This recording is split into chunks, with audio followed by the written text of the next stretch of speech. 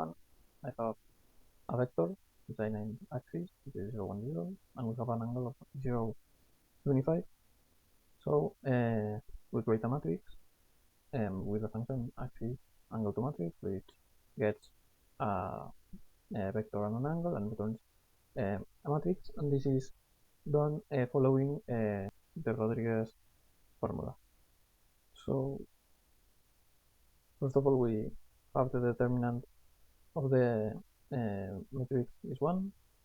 We get the difference of the transpose and inverse matrix.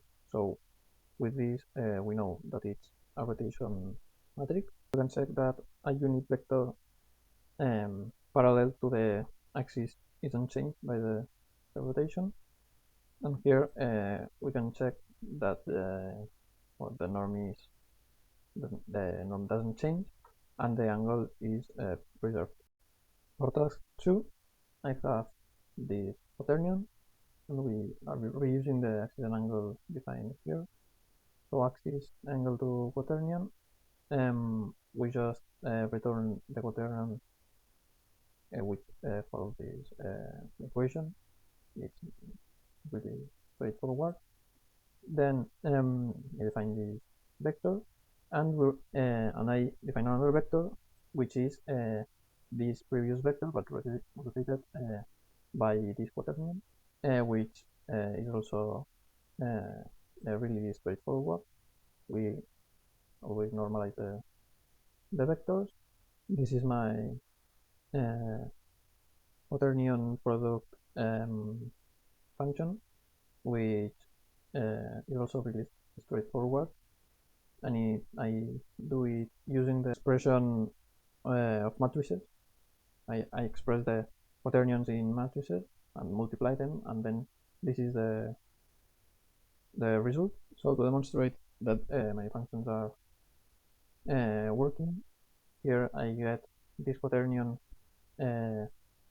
based on an axis and an angle, and then I define this vector, and I rotate this vector based on the previous quaternion. So I have this vector VQ, which is rotated by the quaternion, and then I have VR, which uses this same vector and rotates it using the rotation matrix, and the result is 0.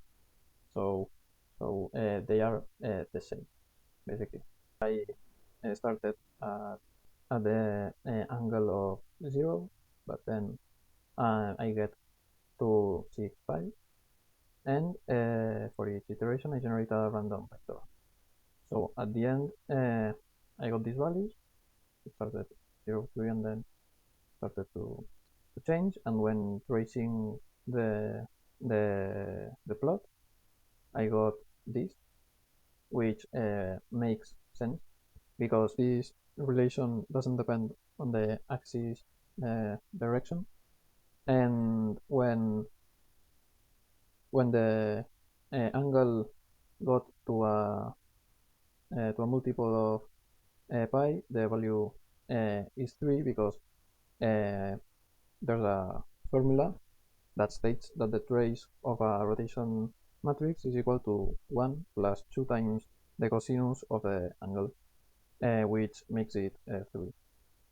This Euler to matrix, so we get the delta bit on the row, and it's really straightforward. I return this product of the rotation matrices, and then I convert it back to the yaw, the pitch, and the roll using this function, which handles the gimbal loss problem, because when the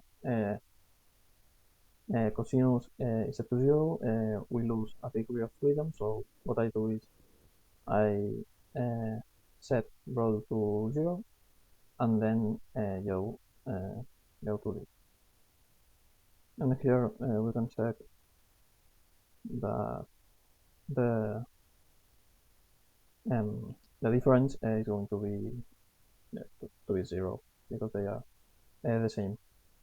Matrix to Euler, matrix to axis and angle, Axial angle to quaternion, quaternion to axial angle to rotation vector, and rotation vector to axis angle. And here we can see that the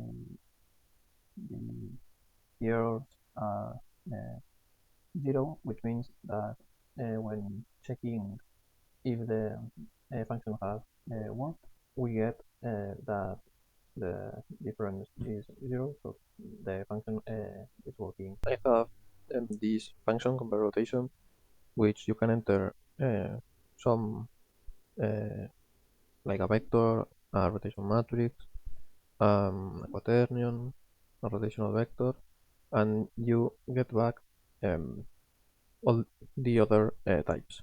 So I have these rotation representations rep, and when I apply the function, I can get in rep all the types of structure. So I have